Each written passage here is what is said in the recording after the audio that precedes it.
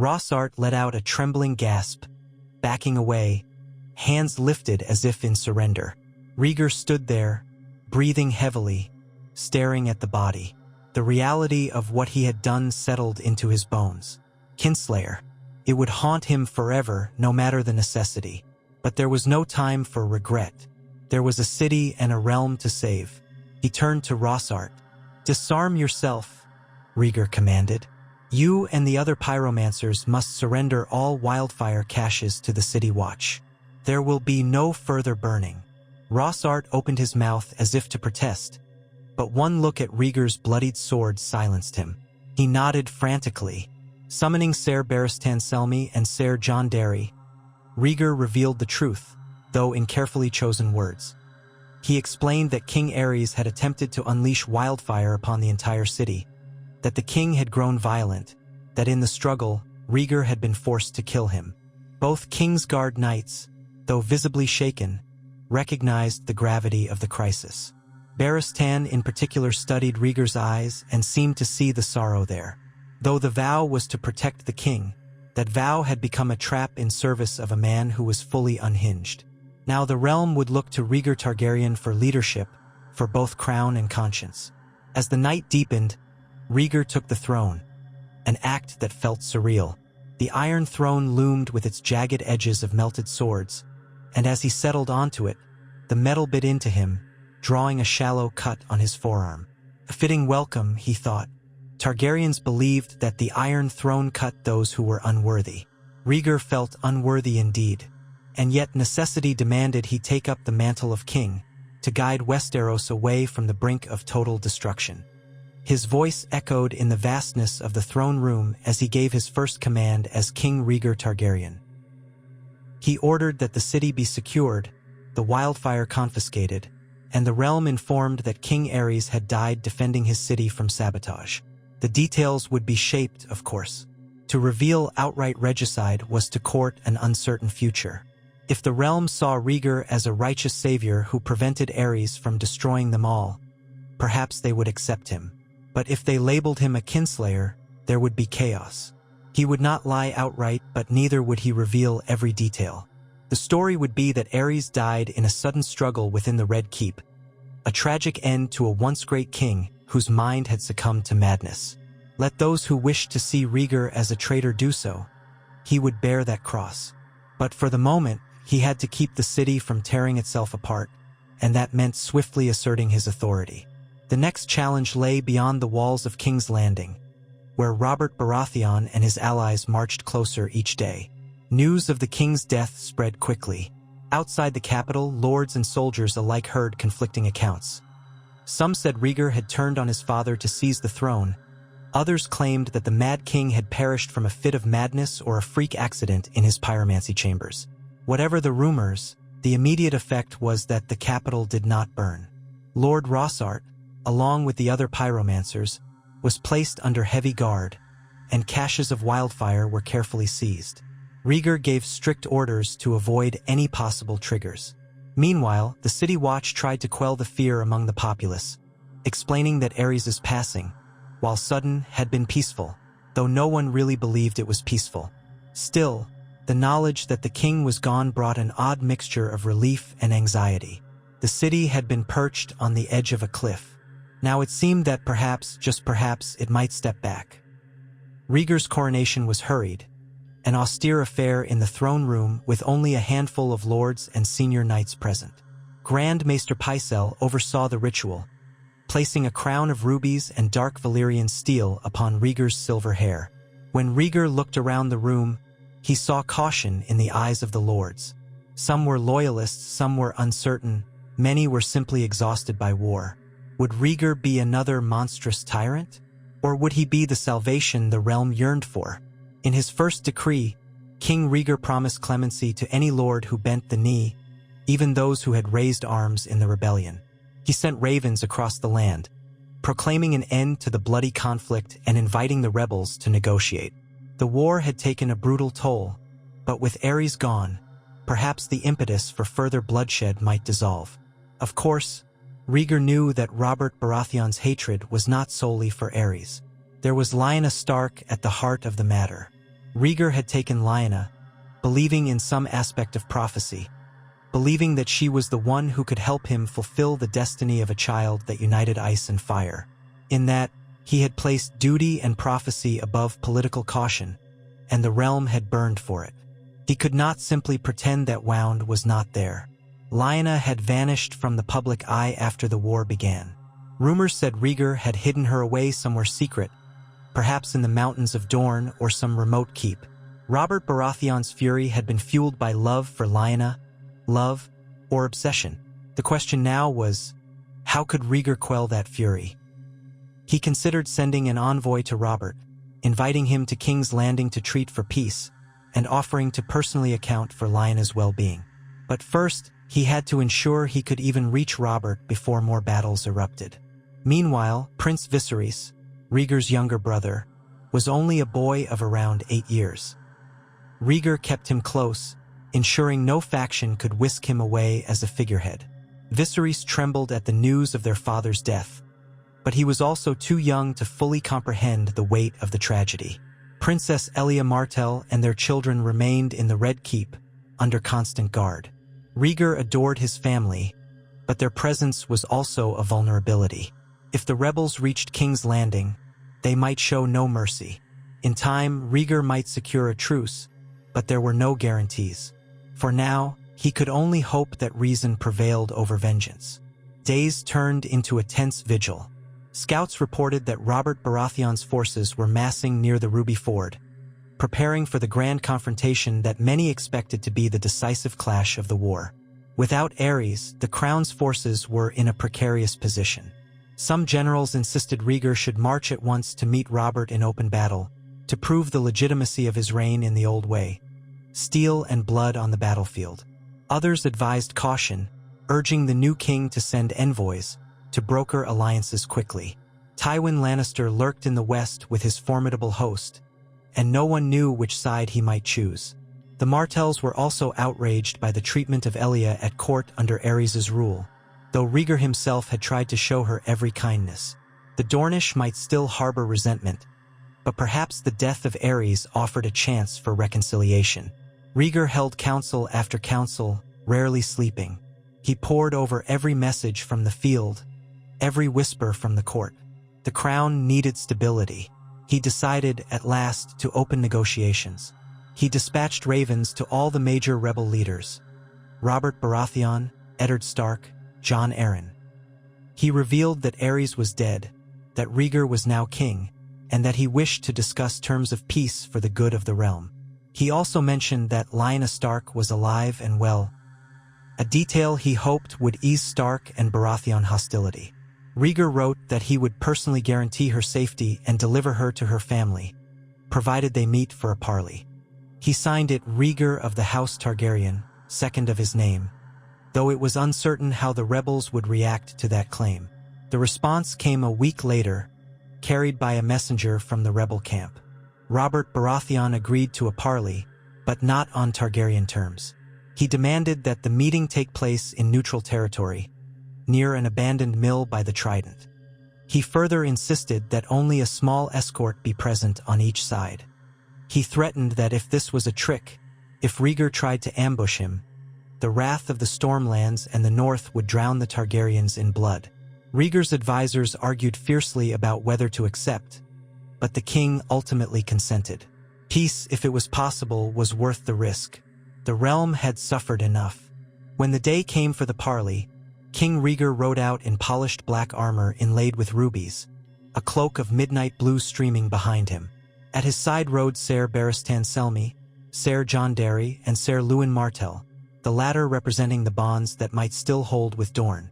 Only a handful of knights followed at a distance, sworn to keep the meeting from becoming a slaughter. Across the wide fields by the Trident stood Robert Baratheon, tall and broad-shouldered, bearing his famous war hammer.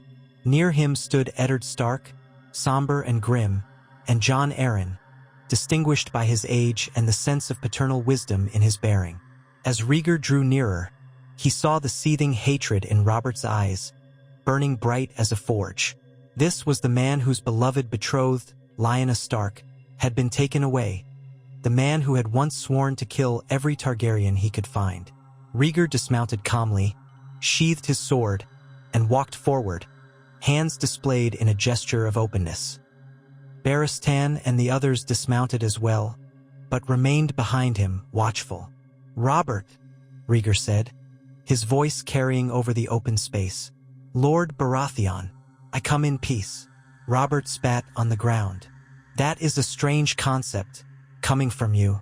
What have you done to Lyanna? Where is she?" Rhaegar steeled himself. The tension in the air was palpable, as though a single spark could ignite the entire field. "She is safe. I vow it on my life. I will bring her to you, but first I must beg you to consider peace. The Mad King is dead." "That's what your raven said," Ned Stark replied, his voice curt but controlled. "But how did he die?" He paused, glancing at Rhaegar's face. "Rumor says you killed him." Rhaegar would not lie to Ned Stark. "I did. He was bent on burning King's Landing and its people to ash. I had no choice." The admission weighed heavily in the open air. Robert gave a sardonic, humorless laugh. "A Targaryen who kills his own father to save the city from wildfire. How honorable. Yet you still stand wearing that crown. Why should we believe you'll be any different?" Rhaegar wanted to speak of prophecy, destiny, and the absolution he sought, but he doubted Robert or Ned cared for such talk. Instead, he took a breath. "Because I am not Ares. Because I have seen what madness can do, and I will not let it rule Westeros any longer. I extend a hand of peace. I will return Lyanna to her family, and I will grant you a full pardon, provided you bend the knee." Robert's face turned red, but Ned placed a steady hand on his friend's arm. Jon Arryn spoke up, his tone measured. "And what of justice, your grace? The burning of Rhaegar and Brandon Stark, the outrages committed in the name of the crown? Are we to forget all that?"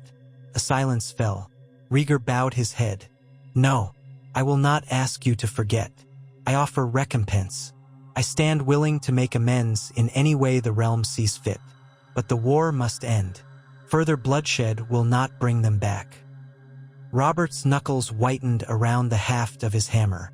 "I want your head, Targaryen." He took a step forward, the air crackling with tension. "You took Lyanna from me. You started this war. And now you think to offer some truce." Rhaegar did not back away. "I am sorry for the pain I caused," he said quietly. "For the sorrow felt by House Stark, House Baratheon. My father's crimes have no excuse, and my actions with Lyanna were not meant to spark war. Perhaps it was naive of me to think the realm would understand. But now I am king and I must do what is right for my people. If you still demand my life, I cannot stop you from trying to take it. But think of the thousands who will die if we continue this war. Let us bury our hatred." The two men stared each other down, the fate of the realm teetering in that fragile balance. Ned Stark's gray eyes flicked between them, and he quietly cleared his throat. "I would see my sister first. I would know that she is truly alive and safe." Rhaegar nodded. "I can arrange that. She is with the Tower of Joy, under the protection of my most loyal knights. I will send word for her immediate release and see that she is brought to a location of your choosing, unharmed." Robert still glared, but some of the raw anger began to crack. He could not defy the logic that more war meant more death. And if Lyanna was truly alive, that changed the nature of his vengeance. At length, he lifted his warhammer and pointed it at Rhaegar. "If you betray us, Targaryen, not even the stranger himself can save you." Rhaegar inclined his head. "Understood. I would expect nothing less." Thus began a cautious armistice. Messengers raced back and forth, and under the truce, a small party led by Ned Stark rode south to the Tower of Joy to confirm Lyanna's well-being. Rhaegar returned to King's Landing, monitoring the tensions in the capital. Many lords and small folk alike still braced for war, uncertain if Robert would strike. But day by day, the news improved. Lyanna Stark had been found alive, though frail and feverish, watched over by 3 members of the Kingsguard who still considered themselves Rhaegar's sworn protectors. She was returned to Eddard's care, and Ned verified that no harm had come to her aside from the tribulations of travel and heartbreak.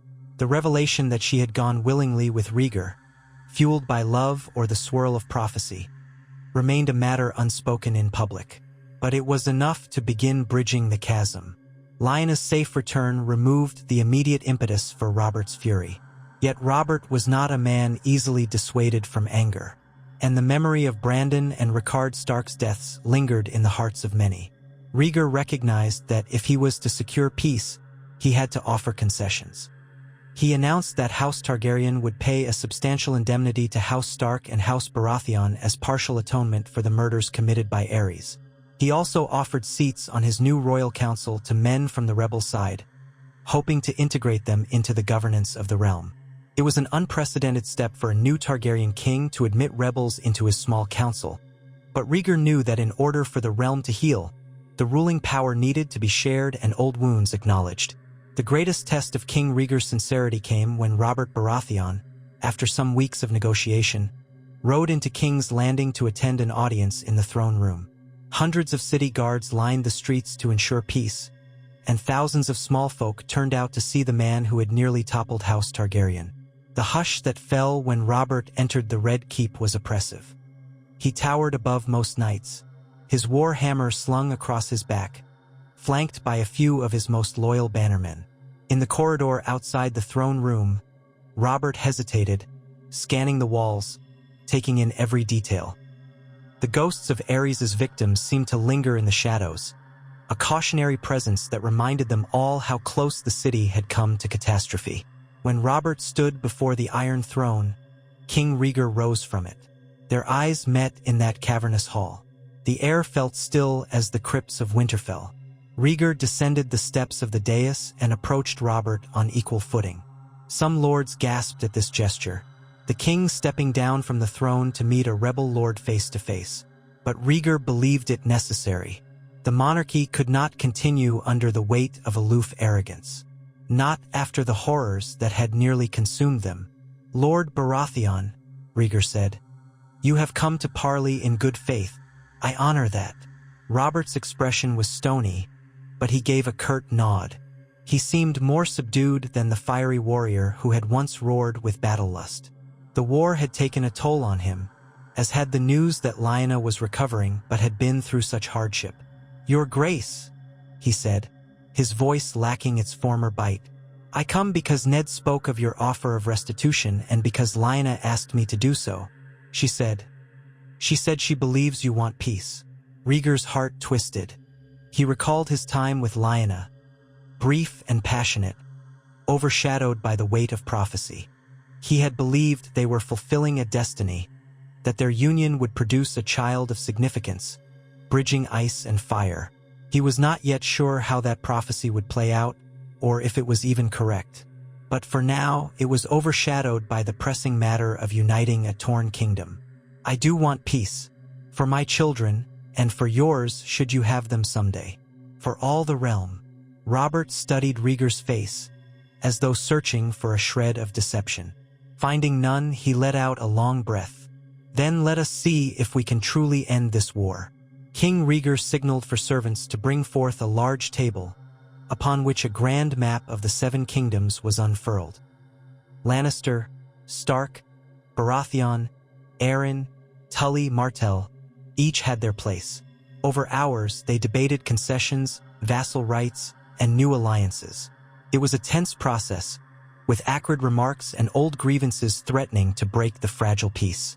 But Rhaegar guided the negotiations calmly, acknowledging the injustices of the prior reign. He could not bring back the dead, but he could ensure the living had a chance at rebuilding. At one point, Robert demanded that Targaryens step aside entirely, claiming the throne for himself. Rhaegar held firm, stating that the monarchy was his by birth and right, but that he was prepared to govern as a king who listened to his counsel, not a tyrant who ruled by fear. There was talk of new marriages to cement alliances, talk of pardoning rebels, and talk of punishing those still loyal to Aerys' atrocities. And always, the memory of how close the city came to annihilation loomed like a silent sentinel, reminding them that madness and vengeance had nearly destroyed them all. Eddard Stark was solemn as he listened. Jon Arryn contributed measured advice, urging unity.